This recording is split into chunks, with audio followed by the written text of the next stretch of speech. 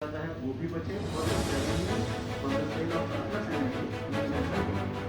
पूर्वी दिल्ली में सौर ऊर्जा परियोजनाओं के लिए पूर्वी नगर निगम ने भारतीय सौर ऊर्जा निगम लिमिटेड के साथ समझौता किया है। पूर्वी दिल्ली नगर निगम क्षेत्र में सौर ऊर्जा परियोजनाओं की स्थापना के लिए पूर्वी दिल्ली नगर निगम ने आज भारतीय सौर ऊर्जा निगम लिमिटेड सेकी के साथ एक समझौता ज्ञापन पर हस्ताक्षर किए। निगम मुख्यालय में आयोजित कार्यक्रम के दौरान पूर्वी दिल्ली के महापौर श्याम सुंदर अग्रवाल और स्थायी समिति अध्यक्ष वीर सिंह पवार मौजूद रहे। समझौता ज्ञापन पर निगमायुक्त विकास आनंद और सेकी की एमडी सुश्री सुमन शर्मा की ओर से पूर्वी दिल्ली नगर निगम के मुख्य अभियंता संदीप शर्मा और सेकी के कार्यकारी निदेशक संजय शर्मा ने हस्ताक्षर किए। इस योजना के तहत पूर्वी नगर के भवनों, जिनमें 220 विद्यालय, 70 सामुदायिक भवनों, 40 स्वास्थ्य विभाग की भवनों की छतों का उपयोग सेकी द्वारा सौर ऊर्जा संयंत्रों की स्थापना के लिए किया जाएगा। कार्यक्रम को संबोधित करते हुए महापौर अग्रवाल ने कहा कि सौर ऊर्जा हरित ऊर्जा का व्यवहारिक रूप है। सौर ऊर्जा में नगर निगम के ऊर्जा खर्च को कम करने व हमेशा उपलब्ध न होने वाले जीवाश्म ईंधन पर निर्भरता कम करने की संभावना है। उस संभावना को हासिल करने के लिए तेजी से सौर ऊर्जा क्षमता विस्तार की आवश्यकता है। स्थायी समिति अध्यक्ष वीर सिंह पवार ने कहा कि पूर्वी दिल्ली नगर निगम ने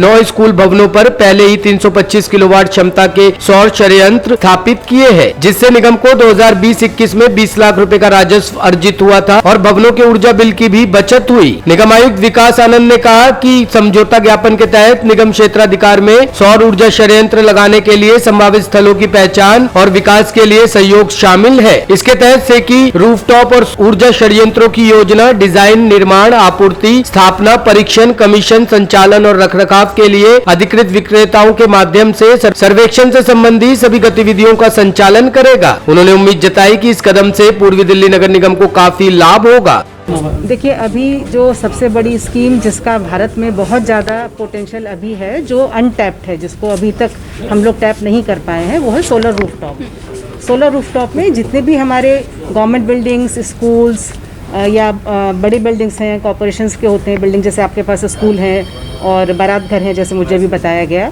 तो उन सब में हमारे पास काफ़ी जगह होती है ऊपर छतों पर जहाँ पर सोलर पैनल लगाए जा सकते हैं। और इंडिया में सोलर लाइट का जो सनलाइट का जो ड्यूरेशन है वो साल में करीब 300 दिन बहुत अच्छा रहता है। तो सोलर एनर्जी का पोटेंशियल इंडिया में बहुत ज़्यादा है। उसी दिशा में हम लोगों ने ये एक ईस्ट दिल्ली म्यूनिसिपल कॉर्पोरेशन के साथ मिलके ये एक कदम उठाया है, MOU साइन किया है।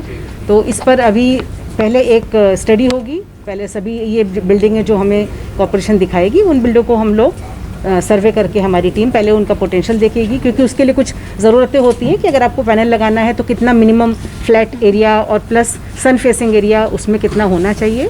वो स्टडी एक बार कंप्लीट होगी, फिर उसके बाद प्रोजेक्ट्स करके हमारी टीम, मेरे साथ हमारे सोलर काम देखने वाले डायरेक्टर भी हैं, तो फिर उस पर काम किया जाएगा। सर, मैम कितना वाट यहाँ पर एनर्जी डेवलप करने की संभावना है नगर निगम में? मेरे ख्याल से वो स्टडी के बाद ही पता चल पाएगा, क्योंकि सूरज की रोशनी उस पर्टिकुलर बिल्डिंग पर किस दिशा से पड़ती है, साउथ फेसिंग है, ईस्ट फेसिंग है, तो उस पर डिपेंड करेगा। तो भारत सरकार किस तरीके से आगे बढ़ रही है सोलर एनर्जी की तरफ? भारत सरकार का सोलर मैं अलग से नहीं बोलूँगी, क्योंकि एक रिन्यूएबल एनर्जी पूरा एक पोर्टफोलियो है, उसी में सोलर, विंड, हाइब्रिड, बायोगैस सब आ जाते हैं।